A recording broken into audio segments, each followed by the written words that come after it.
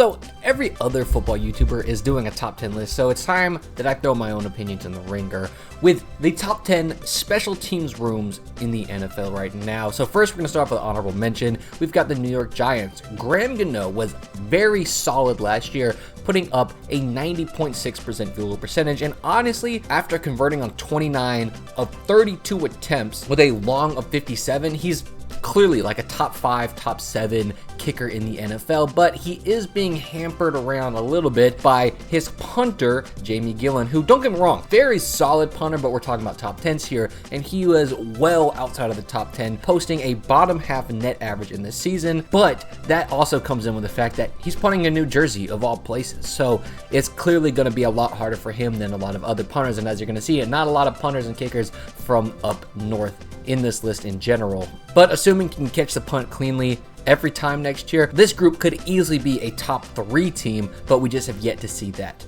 Number 10, though, we've got the Chargers. Cam Dicker was nothing short of phenomenal last year, despite the fact that he was bouncing around from team to team. He only had a single miss last year, and assuming he wins the job with the Chargers, which he absolutely will, the only reason that unit is down at number 10 is because of J.K. Scott, who, despite having the lowest distance average in the NFL, had the highest hang time average in the league and a very respectable net average in the league. So assuming he can put a couple more yards on it, this could easily be one of the best special teams units in the country. So I've got to put him here at number 10 because they've yet to actually prove that they are going to be the best special teams unit in the country. Number 9, we've got to give this one to the Cowboys.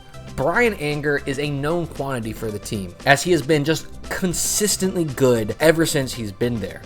I mean, he's been an all-pro, he's been a pro bowler, and continues to put up good numbers even during a down year, like this one with a top 10 performance in the league. The problem is with the Cowboys, and why they're at number 9, is they decided to move on from a top 10 kicker in the league, Brett Maher. And this decision to move on came after a really bad slide near the end of the season, so I'm not saying it's the wrong choice, but the truth is he was still an excellent kicker during his time there, and the training camp reports that I've been reading have been less than stellar, to say the least, as former USFL kicker Brandon Aubrey and general journeyman kicker Tristan Vizcano have been having a miss-off in training camp. But assuming the Cowboys special teams coordinator John Fassel can make some magic happen and they can get just a pretty decent kicker in that spot, there's no reason why they shouldn't be higher on this list. I just have them so low because the training camp reports have been abysmal. Now, for number 8 is a similar situation. We've got to throw in the Titans.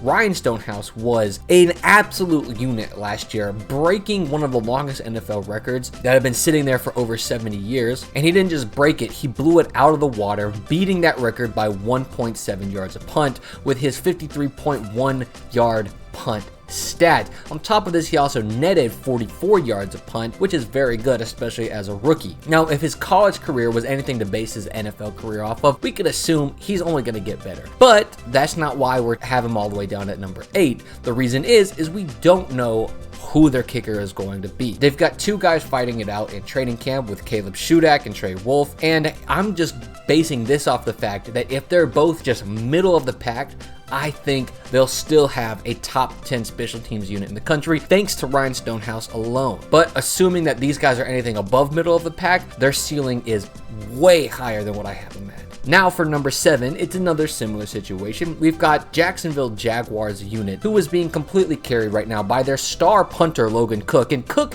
has not just been good, but phenomenal in his 5 years being there, despite the fact that he's not gotten nearly enough love during his 5-year tenure, because guess what? He has the highest net average of the modern era for any punter ever. But it doesn't matter how high I am on him, because with only having 2 kickers on roster fighting it out, and neither one of those kickers being all that good in their past performances, I have to keep them in that bottom half of the top 10 despite how good Logan Cook is. But assuming they can put together a decent kicking season, easily top 7 and potentially even higher, just depending on what we get from that kicker. Now number 6, do not crucify me here, just hear me out, okay? We've got the Baltimore Ravens, and look, Justin Tucker has been great. and he's arguably the greatest kicker of all time, and he can probably still make that argument, even though last year he converted a massive 37 field goals into points, but it is still a considerable down year as far as his total career. On top of that, Jordan Stout had a solid, albeit nothing special to write about year, and the truth is that neither of these kickers or punters were inside the top 10 as far as their statistical categories of make percentage. Even though Justin Tucker converted a lot of field goals, he still ended up missing 6, leaving him well outside of the top 10. So assuming that he bounces back to old form, as well as assuming that Stout gets more comfortable and greatly improves his net and gross average, they could be the number 1 unit.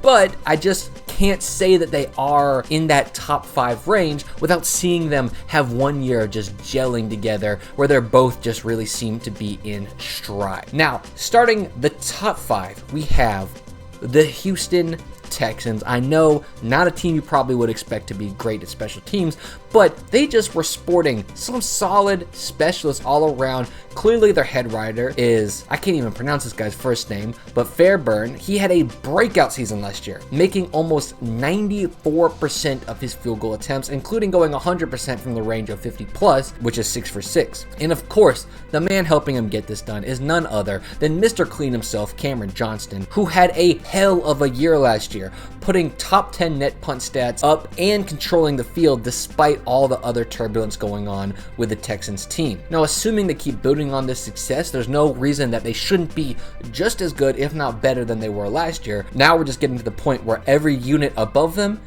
you'll understand why they're above them. Because as I take you into number 4, we're going to have the Kansas City Chiefs. Last season, there was not a person striking the ball cleaner than Tommy Townsend, their punter. He was hitting the best distance and hang time combination in the league by a small mile, averaging 50 yards a punt and netting 45.6 yards a punt, tying the second best NFL record of all time. The only question mark was a remarkably bad year for Harrison Butker after sustaining an ankle injury. Now, my gut tells me the injury was weighing Butker down, but we should expect him back to 100% this year and retake on elite form, which could easily move them into the top 3, but until I see it, I'm gonna have to leave them at number 4. Number 3, we got ourselves the Las Vegas Raiders, and wow, what a surprise. The Raiders have a good special teams room. Next thing you're gonna tell me is that the sky is blue or the grass is green. Now, I'm probably less surprised about the Raiders having an elite unit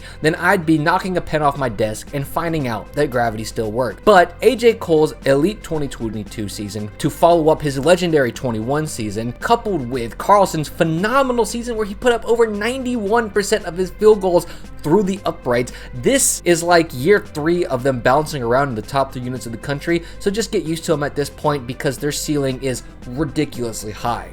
At the number 2 spot, we've got the Seattle Seahawks, and do I even have to tell regulars of this channel that Michael Dixon is a generational talent and a great punter, and he has still been good despite the Seahawks having meddling success here and there. He put up a number 2 in the nation net punt last year with a 44.4 yard per punt, and he held for a top 5 kicker in the league with Jason Myers, who had a phenomenal season, matching Carlson's 91.9% field goal percentage. All in all, this unit is freakishly good and shows zero signs of stopping or going anywhere this year. But our number 1 team is completely blew me out of the water. I had no idea that these guys were going to be so good, and yet they came out and balled out with the Carolina Panthers, the hometown boys. They knew what state I was in, had to ball out for it. Okay, Johnny Hekker had been on this slide 2020 to 2021, being 2 of his worst years since coming into the league, including with him ending his time with the Rams with a drop snap in the Super Bowl. On top of that, Eddie Pinheiro has been a beacon of inconsistency with a pretty poor 2019 season, getting no looks in 2020, came back for some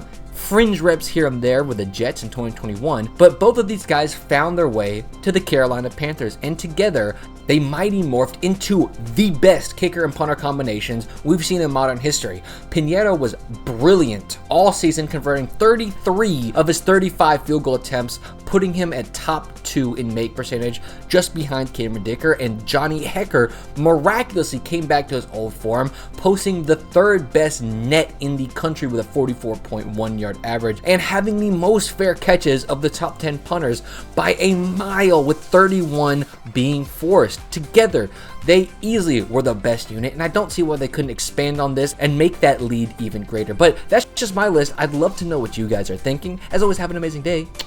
Peace. Snuck it in.